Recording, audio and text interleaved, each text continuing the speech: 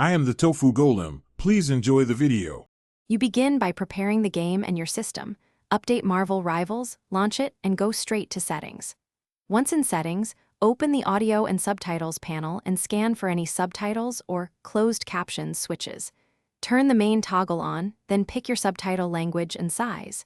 Make sure your audio output matches what the game expects, because mismatched devices sometimes hide subtitle options. This first step sets the foundation. Without the correct version and language, subtitle controls may not appear. Now you configure the detailed subtitle options so they actually help you. Once done, change text size, background opacity, and on-screen position to avoid HUD overlap. Bigger text and semi-opaque background improve contrast. Choose dialogue only for spoken lines or full captions to include sound cues.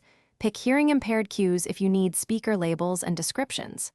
Make sure to save settings, then load a short match or replay to confirm timing and accuracy, because some options only apply after a scene transition or restart.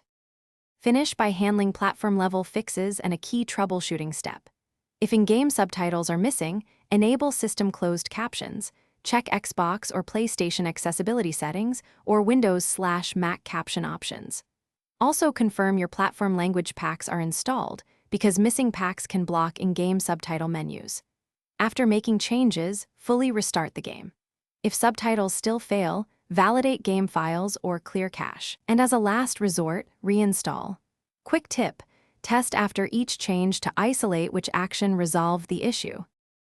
Thanks for watching. Consider subscribing if we helped you today.